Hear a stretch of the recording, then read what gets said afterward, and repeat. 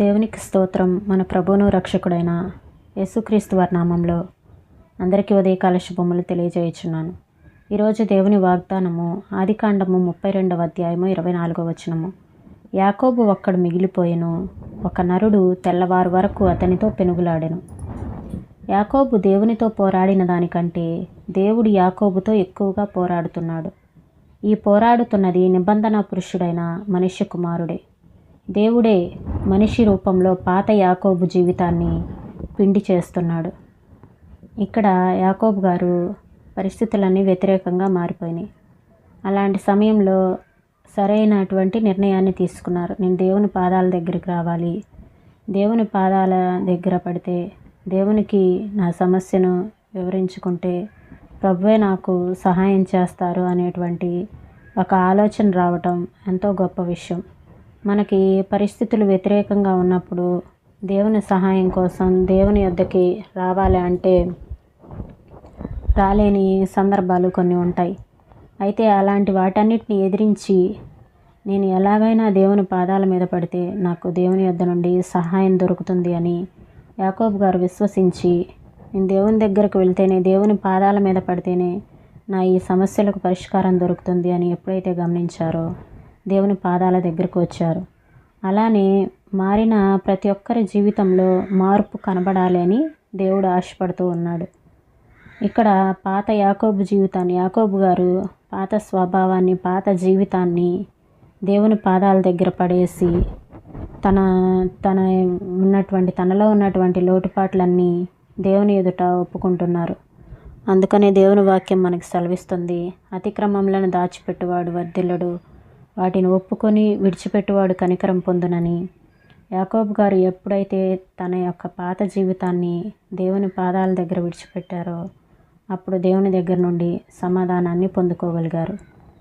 పాత యాకోబు జీవితాన్ని దేవుడే మనిషి రూపంలో పాత యాకోబు జీవితాన్ని పిండి చేస్తున్నాడు. ఉదయమయ్యే వేళకు దేవుడు గెలిచాడు. యాకోబు తొడ ఎముక స్థానం తప్పింది. యాకోబు పడిపోతూ దేవుని చేతుల్లోకి ఒరిగిపోయాడు. ఆయన మెడ పట్టుకొని వేలాడుతూ ఆశీర్వాదం దొరికేదాకా పోరాటాన్ని కొనసాగించాడు. క్రొత్త జీవితంలో ప్రవేశించాడు. మనిషి దైవస్వరూపి అయ్యాడు. భూలోకం పరలోకానికి ఎదిగింది. తెల్లవారిన తర్వాత అతడు నీరసంగా కుంటుతూ వెళ్ళాడు. అయితే దేవుడు అతనితో ఉన్నాడు. ఆకాశవాణి ప్రకటించింది, నీవు దేవునితోనూ మనుష్యులతోనూ పోరాడి గెలిచితివి గనుక ఇక మీదట నీ పేరు ఇశ్రాయేలే గాని యాకోబు అనబడదు. మారిన ప్రతి జీవితంలోనూ ఇది ఒక ప్రామాణిక దృశ్యం కావాలి. దేవుడు మనలను ఒక ఉన్నతమైన సేవకు పిలిచినప్పుడు, మన సాధన సంపత్తులన్నీ మనల్ని విడిచిపోయినప్పుడు మనకందరికీ అత్యయిక పరిస్థితులు ఎప్పుడో ఒకప్పుడు వస్తాయి. మనం చేయగలమనుకున్న దానికంటే ఉత్కృష్టమైన బాధ్యత ఎదురైనప్పుడు దేవుని సహాయాన్ని పొందాలంటే ఏదో ఒకదాన్ని పరిత్యజించాలి, లోబడాలి. మన స్వంత జ్ఞానం, స్వనీతి, స్వశక్తి మొదలైన వాటిని విడిచి క్రీస్తుతో పాటు శ్రమల పాలై ఆయనతో కలిసి తిరిగి లేవాలి. అత్యవసర పరిస్థితుల్లోకి మనల్ని ఎలా తీసుకువెళ్లాలో ఆయనకు తెలుసు. బయటికి ఎలా తీసుకురావాలో కూడా తెలుసు. ఆయన నిన్నిలా నడిపిస్తున్నాడా? ప్రస్తుతం నీకున్న శ్రమలు, కష్టాలు, అసాధ్యమైన విపత్కర పరిస్థితులు, వీటన్నిటి అర్థం ఇదేనేమో. ఆయన తోడు లేకుండా సాగలేని పరిస్థితి నీకు ఏర్పడినది ఇందుకేనేమో. మరి ఇప్పుడు కూడా నీ విజయ సాధనకు సరిపోయినంతగా ఆయన శక్తిని నీలో నిలుపుకోవెందుకు? యాకోబు, దేవుని వైపుకు తిరుగు. నిస్సహాయంగా ఆయన పాదాల మీద వాలిపో.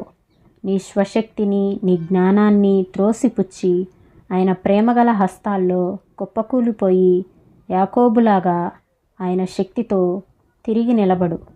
ఉన్నతమైన క్రొత్త అనుభవాలను పొంది దేవుని స్థాయికి పెరగటం ద్వారానే నీకు విడుదల కలిగేది. నీ పాదాలే శరణు, నా సర్వస్వం నీదే. జీవించినా మరణించినా, బాధలు గెలిచినా చావు గెలిచినా ప్రభువు కోసమే. ఈ మాటలను ప్రభువు మన వినికిడిలో దీవించునుగాక. ప్రార్థన చేసుకుందామండి. స్తోత్రం తండ్రి, పరిశుద్ధుడా, ప్రేమ కలిగిన దేవా, మీకు వందనాలు ప్రభువా. యాకోబు గారు ఒక్కరు మిగిలిపోయారు. తెల్లవారు వరకు నా తండ్రి నాయనా ప్రభా మీతో పెనుగులాడి నాయనా ప్రభా మీ సన్నిధిలో ఎటు వెళ్ళాలో ఏం చేయాలో తెలియని పరిస్థితుల్లో దేవా మీ పాదాల యొద్దకు వచ్చారు నా తండ్రి. మీ పాదాల యొద్దకు రాలేని వారు ఎంతోమంది ఉన్నారు ప్రభా. ఇలాంటి పరిస్థితుల్లో ఉండి ఏం చేయాలో ఎటు తోచక నా తండ్రి నాయనా ప్రభా జీవితాన్ని ముక్కలు చేసుకుంటున్న వారు కూడా నాయనా ప్రభా దేశంలో ఎంతోమంది ఉన్నారు ప్రభా. అటువంటి వారిని మీరు దర్శించండి ప్రభా. మీ పాదాల దగ్గరకు వస్తే మాకు ఒక సమాధానం దొరుకుతుందని అయ్యా ప్రతి ఒక్కరూ గ్రహించటానికి మీ కృపను అనుగ్రహించమని వేడుకొంచున్నాను తండ్రి. నీకు స్తోత్రములు నాయన. మారిన ప్రతి ఒక్కరి జీవితంలో ఇది ఒక ప్రామాణిక దృశ్యం కావాలి అని మీ మాటలు తెలియపరుస్తూ ఉన్నాయి ప్రభా. అవును నా తండ్రి, పాత జీవితాన్ని నీ పాదాల ఎదుట పెట్టి నూతనమైన జీవితంతో ముందుకు సాగిపోయే కృపను మాలో ప్రతి ఒక్కరికి అనుగ్రహించండి ప్రభా. సహాయం చేయమని వేడుకొంచున్నాను తండ్రి.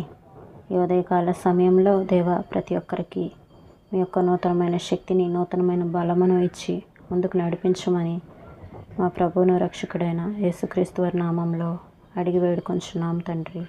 ఆమేన్.